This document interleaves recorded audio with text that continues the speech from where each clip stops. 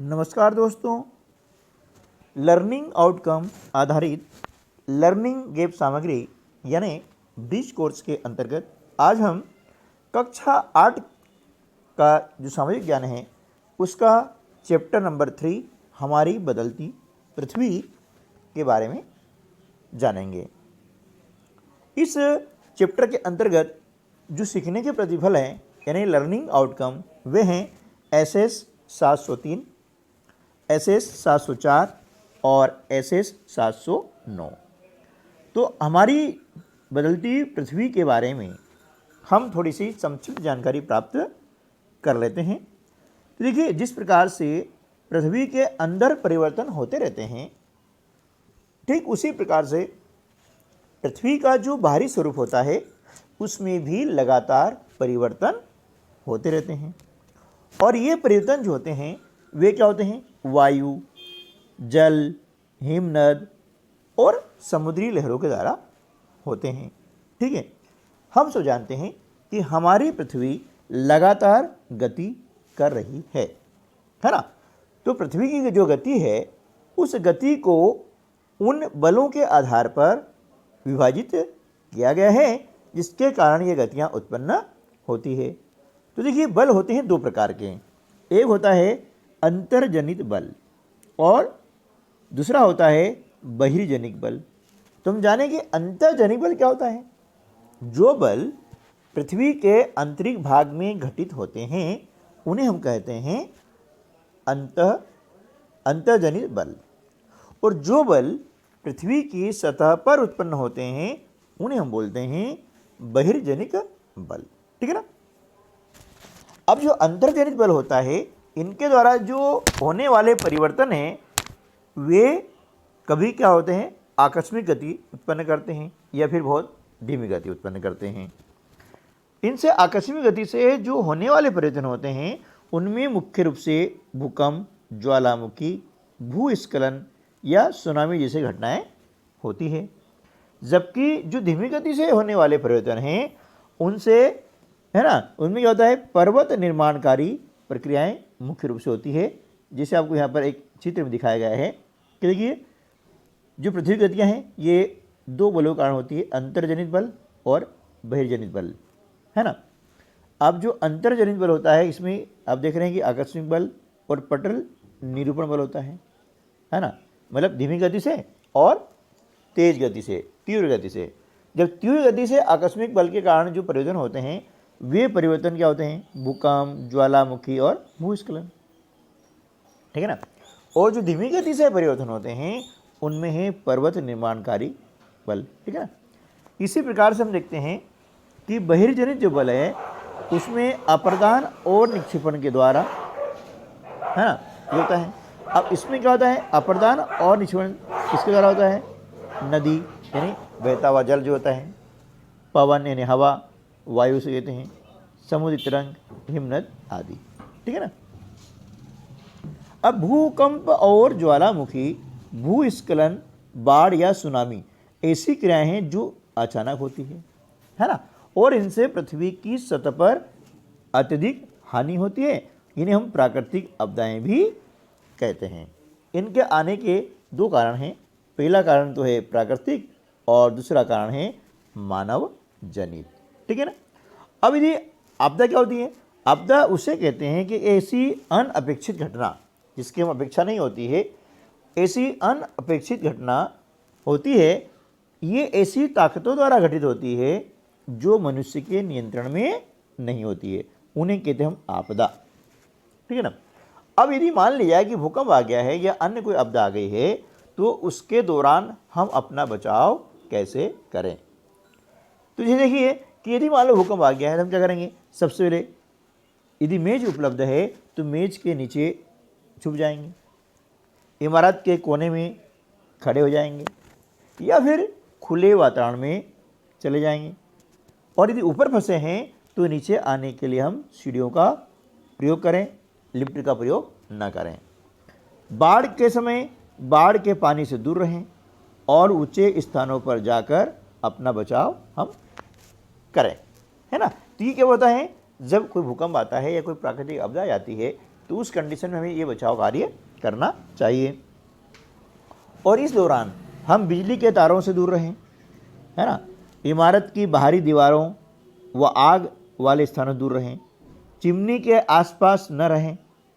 Chimney होती है ना, जो कारखाने होती है, बड़ी बड़ी चिमनियाँ होती हैं, उनसे दूर रहें, क्योंकि भूकंप के कारण वो गिर सकती है और हमें नुकसान पहुंच सकता है। बड़ी बड़ी तस्वीरें जो होती हैं, शीशे की जो खिड़कियाँ होती है, इनसे हमें दूर रहना चाहिए। ठीक है। अब देखते हैं कि जो बहिर्जनित बल होते हैं उनके द्वारा पृथ्वी के बाहरी स्वरूप में होने वाले परिवर्तन कौन कौन से होते हैं। वे होते हैं अपर्दान और निक्षेपण के द्वारा होते हैं, है ना। जो बाहरी स्वरूप में परिवर्तन होते हैं वे अपर्दान और निक्षेपण के द्वारा होते हैं, और ये क्रिया होती है जल, वायु, हिमनद या समुद्री तरंगों के द्वारा। ठीक है ना। अब अपर्दान एवं निक्षेपण के कारण पृथ्वी के धरातल पर विभिन्न स्थल आकृतियों का निर्माण होता है। नदी के जल से भूमि का अपर्दान होता है। ठीक है। जब नदी किसी खड़े ढाल वाले स्थान से अत्यधिक कठोर सेल या खड़े ढाल वाले घाटी में गिरती हैं तो वे जलप्रपात बनाती हैं। क्या करती हैं? वे जलप्रपात बनाती हैं। मैदानी क्षेत्र में बाढ़ के मैदान विसर्प बनाती हैं एवं समुद्र में गिरने से पहले निक्षेपण द्वारा डेल्टा का निर्माण करती हैं। ठीक है। अब इसी प्रकार से समुद्री तरंगों के अपर्दान से तटीय स्थल आकृतियों का निर्माण होता है, जिनमें समुद्री गुफा, तटीय मेहराब, स्टेक, पुलिन मुख्य रूप से हैं। हिमनद के अपर्दान द्वारा यू आकार की घाटी बनती है ना। और पवन के द्वारा रेगिस्तानी प्रदेशों में छत्रक सेल, निक्षेपण के द्वारा बालू का टिब्बा और लोयस के मैदान का निर्माण करती है। ठीक है। तो चलिए अब इस जानकारी के आधार पर हम हमारा अभ्यास कार्य पूर्ण कर लेते हैं। तो पहला जो प्रश्न है, पृथ्वी की सतह पर अपर्दान व निक्षेपण से बनने वाली 4 स्थल आकृतियों के नाम लिखिए। तो वे नाम है डेल्टा, समुद्री गुफा, यू आकार की घाटी और छत्रक सेल। यदि अभी तक आपने चैनल को सब्सक्राइब नहीं किया है तो चैनल को सब्सक्राइब कर लीजिएगा और वीडियो को लाइक करें और अपने अन्य दोस्तों को भी शेयर करें। इस वीडियो के डिस्क्रिप्शन बॉक्स में आपको अन्य विषय के सभी चैप्टर्स के वीडियो के लिंक दिए गए हैं, वहाँ से आप वीडियो प्राप्त कर सकते हैं।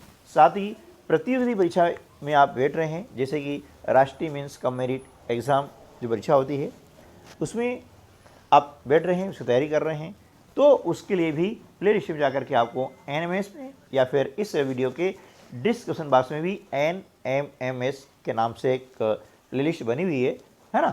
तो वहाँ जाकर के आप मेंटल एबिलिटी के सारी टाइप के क्वेश्चंस आपको वहाँ पे बहुत ही सरल भाषा में समझाए गए हैं, उन्हें समझें, सीखें और अपनी सफलता को सुनिश्चित करें। तो चलिए अब अगला प्रश्न लेते हैं। प्रश्न है, निम्नलिखित को सुमेलित कीजिए। सुमेलित मतलब उनको मिलाना। यहाँ पर सूची अ और सूची ब आपको दी गई है। ठीक है ना। तो पहला क्या है? छत्रक सेल, है ना। इसको मिलाएंगे पवन के अपर्दान से, है ना, क्योंकि पवन के अपर्दान से छत्रक सेल का निर्माण होता है। स्टेक का संबंध हो जाएगा समुद्री तरंगों के अपर्दान से। ठीक है ना। इसी प्रकार से आगे हम देखते हैं तो जलप्रपात, जलप्रपात नदी के अपर्दान से बनता है। ठीक है ना। उसके बाद देखेंगे तो डेल्टा, डेल्टा नदी के निक्षेपण से बनता है ना। और यू आकार की घाटी हिमानी के अपर्दान से। ठीक है। चलिए नेक्स्ट, दी गई स्थल आकृतियों को सारणी अनुसार अपर्दानकारी शक्ति का नाम लिखकर वर्गीकृत कीजिए। जलप्रपात, पुलिन, यू आकार की घाटी, छत्रक सेल और समुद्री गुफा। इन्हें यहाँ पर 2 कॉलम दिए गए हैं। इन कॉलम में इसको लिखना है कि अपर्दानकारी शक्ति का नाम और उसके द्वारा निर्मित स्थल आकृति का नाम लिखना है। जैसे समुद्री तरंग, इसके द्वारा जो स्थल आकृति निर्मित होती है वे है समुद्री गुफा और पुलिन। इसी प्रकार से हिमनद, इससे स्थल आकृति का निर्माण होता है यू आकार की घाटी का, नदी के द्वारा जलप्रपात और पवन के द्वारा छत्रक शैल। ठीक है ना। अगला जो प्रश्न है, छत्रक शैल किस प्रकार के प्रदेशों में पाई जाती है? इसका उत्तर होगा छत्रक शैल रेगिस्तानी प्रदेशों में पाई जाती है। ठीक है। अगला जो है, दी गई स्थल आकृतियां किसके अपरदन या निक्षेपण द्वारा बनती है? बालू के टिब्बे, ये बनते हैं पवन के निक्षेपण द्वारा। जलप्रपात, ये नदी के अपरदन से। डेल्टा, ये नदी के निक्षेपण द्वारा बनता है। और स्टेक, ये जो है समुद्री तरंगों के अपरदन द्वारा बनता है। ठीक है। चलिए नेक्स्ट क्वेश्चन है, तेज गर्मी के बाद बारिश का होना सुकून देता है, लेकिन जब यही बारिश अति वर्षा में बदल जाती है तो किसका स्वरूप ले लेती है? जब अति वर्षा होती है तो वह बाढ़ का स्वरूप ले लेती है। ठीक है ना। चलिए अगला प्रश्न है कि यदि आप विद्यालय की बाल कैबिनेट के प्रधानमंत्री हैं तो भूकंप से बचाव के लिए आप छात्रों व अन्य लोगों को क्या बताएंगे? तो देखिए, हम बचाव के लिए जो उपाय है वो बताते हैं। पहला है भूकंप के दौरान मेज के नीचे छुपना चाहिए। दूसरा, इमारत के कोने में खड़े हो जाएं। तीसरा, बिजली के तारों से दूर रहें। चौथा, बड़ी तस्वीरों और शीशे की खिड़कियों से दूर रहें, चिमनी से दूर रहें। है ना। इस प्रकार से हम बचाव कर सकते हैं। अगला जो प्रश्न है, निम्न में से कौन सा कथन असत्य है? कारण भी लिखिए। तो देखिए, भूकंप के दौरान मेज के नीचे छुपकर अपना बचाव करना सत्य है। बाढ़ के दौरान ऊंचे स्थानों पर जाना, यह भी सत्य है। भूकंप के दौरान चिमनी के आसपास रहना, यह सत्य है। भूकंप के दौरान हमें चिमनी से दूर रहना चाहिए। अब असत्य है क्यों है? क्योंकि भूकंप के दौरान चिमनी के गिरने की संभावना रहती है, इसलिए हमें क्या करना चाहिए? दूर रहना चाहिए। अगला जो प्रश्न है, पृथ्वी के अंतर्जनित बल के द्वारा होने वाली आकस्मिक गति से कौन सी घटना होती है?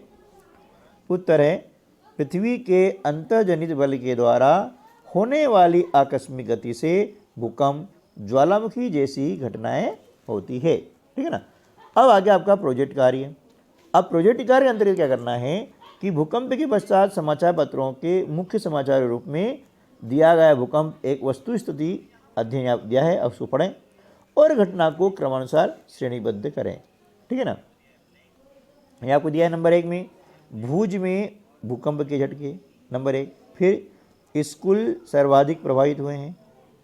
ठीक है। तीसरा, ये भुज में निराशाजनक राहत। चौथा, भुज की तबाही। पांचवा, शहर में आग। छठा, भूकंप प्रभावित क्षेत्र में आपातकाल की घोषणा। और सातवां है मुख्यमंत्री की केंद्र से अपील। इसको हमने यहाँ पर एक अध्ययन के रूप में लिखा है। पहला है भुज के में भूकंप के झटके, है ना।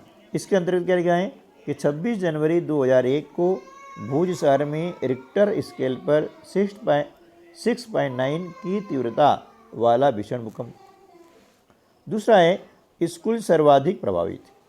स्कूलों की इमारतें गिरने से कम 971 छात्रों एवं 31 शिक्षकों की मौत की आशंका है। तीसरा, भुज में निराशाजनक राहत।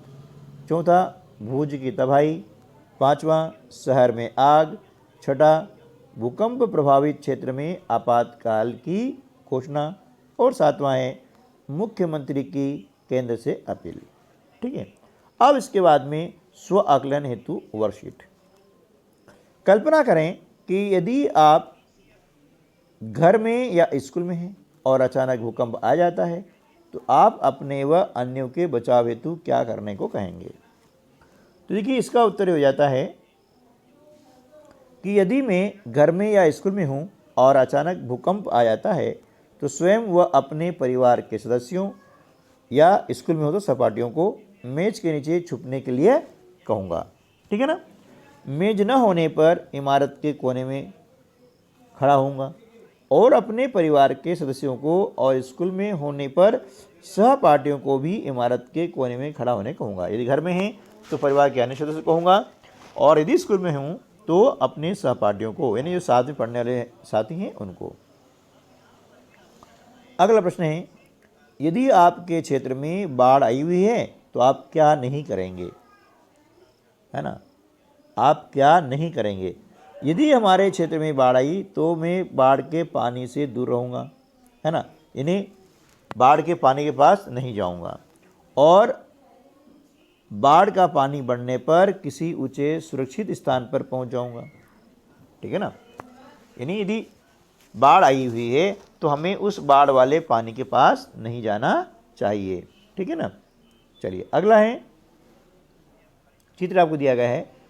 इस चित्र में आपको देखना है कि यह किस प्राकृतिक आपदा का है, और आपदा का नाम लिखना है और उसके बचाव हेतु कोई उपाय। तो यह चित्र भूकंप प्राकृतिक आपदा का है, और इससे बचाव के लिए मेज के नीचे छुपना चाहिए, इमारत के कोने में खड़े होना चाहिए, और बड़ी तस्वीरों और शीशे की खिड़कियों से दूर रहना चाहिए, ठीक है ना। अगला है कि जो बल पृथ्वी की सतह पर उत्पन्न होते हैं उन्हें क्या कहते हैं, है ना। तो पृथ्वी की सतह पर जो बल उत्पन्न होते हैं उन्हें हम कहते हैं बहिर्जनित बल, ठीक है ना। अगला प्रश्न है, समुद्री गुफा, तटीय मेहराब, स्टेक, पुलिन किसके द्वारा निर्मित स्थल आकृतियां हैं। समुद्री तरंगों द्वारा निर्मित स्थल आकृतियां हैं, है ना। ये सभी जो है समुद्री तरंगों के द्वारा निर्मित होती है। अगला प्रश्न है, नदी के अपरदन या निक्षेपण द्वारा कौन कौन सी स्थल आकृतियां बनती है। तो इसका उत्तर आ जाएगा जलप्रपात, विसर्प और डेल्टा, ठीक है। अगला है, लोएस का मैदान, समुद्री गुफा, बालू के टिब्बे, तटीय मेहराब, जलप्रपात, छत्रक सेल में से पवन द्वारा निर्मित स्थल आकृतियाँ कौन सी है। तो उसका उत्तर हो जाएगा पवन द्वारा निर्मित स्थल आकृतियाँ छत्रक सेल, बालू के टिब्बे और लोएस का मैदान है, ठीक है दोस्तों। तो आज के वीडियो में बस इतना ही, मिलते हैं अगले वीडियो में, तब तक के लिए नमस्कार, जय हिंद।